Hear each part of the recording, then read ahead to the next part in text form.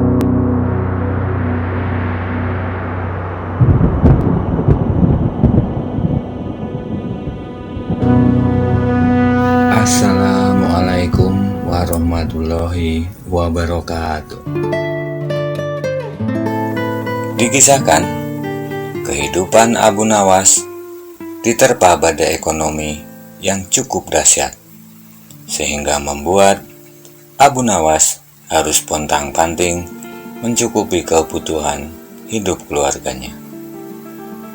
Terkadang untuk memenuhi kebutuhan makan saja, Abu Nawas merasa kerepotan. Namun Abu Nawas tidak pernah menyerah.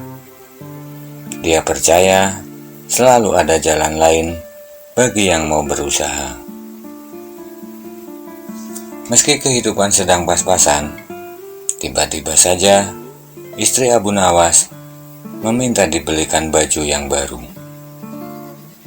Sebagai seorang suami, tentu saja Abu Nawas ingin sekali memberikan yang terbaik untuk istrinya. Namun karena kondisi yang tidak memungkinkan, Abu Nawas kali ini hanya bisa berjanji. "Istriku, nanti kalau aku sudah memiliki uang yang cukup, pasti engkau akan kubelikan baju yang bagus dan sebanyak yang kamu mau," kata Abu Nawas. "Kapan? Setiap hari kamu hanya bisa berjanji saja," kata istri Abu Nawas ketus. Abu Nawas yang merasa tidak mampu memenuhi keinginan istrinya kali ini hanya bisa diam dan menghela nafas.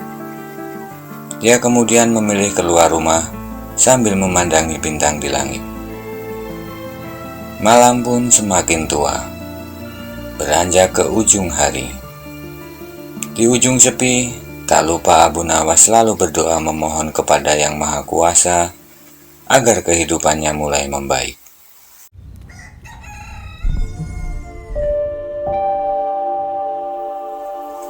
Esok paginya, Abu Nawas seperti biasa kembali keluar rumah untuk mengais rezeki.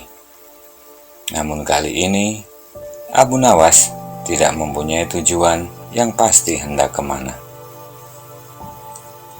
"Istriku, aku berangkat dulu. Doakan agar nanti sore aku membawa uang yang banyak agar dapat memenuhi keinginanmu," kata Abu Nawas kepada istrinya. "Pokoknya nanti sore harus sudah ada uang ya," jawab istrinya.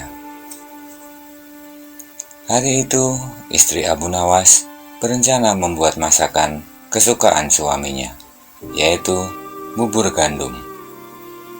Dia ingin merayu suaminya agar mau membelikan baju sesuai keinginannya. Siang hari itu, tidak seperti biasanya, tiba-tiba saja Abu Nawas sudah kembali ke rumah. Dia rupanya merasa lelah dan ingin beristirahat. "Maaf istriku, aku tidak membawa uang. Badanku capek dan ingin beristirahat," kata Abu Nawas. "Ya sudah, beristirahatlah. Nanti akan kubikinkan bubur kesukaanmu," ucap istri Abu Nawas. Abu Nawas pun kemudian segera tidur. Sementara itu, istrinya merasa kesal, kemudian membuat rencana untuk mengerjai suaminya. Dia akan membuat bubur yang tidak enak dan sangat pedas.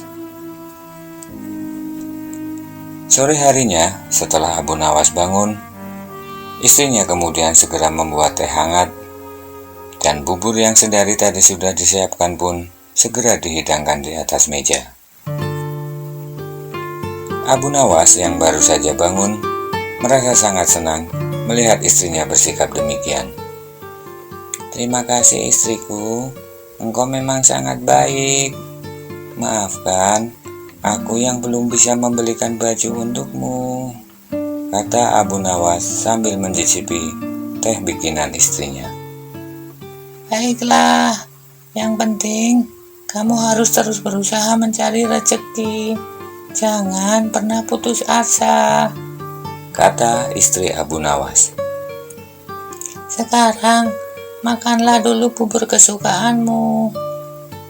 Istri Abu Nawas sudah membayangkan kalau suaminya tentu akan merasa kepedasan dan tersedak ketika makan bubur tersebut.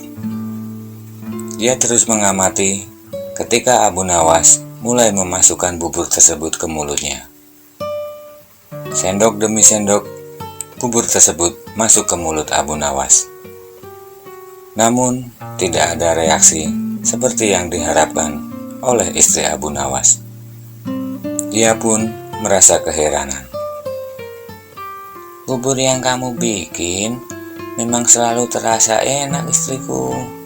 Makanya aku selalu ingin dibikinkan bubur, kata Abu Nawas sambil terus memakan bubur dengan lahapnya. Istri Abu Nawas pun semakin takjub dan keheranan, karena ekspresi Abu Nawas tidak seperti yang dia harapkan. Dia pun kemudian penasaran dan ingin ikut mencicipi bubur tersebut. Ayo istriku, kita makan bersama-sama, kata Abu Nawas.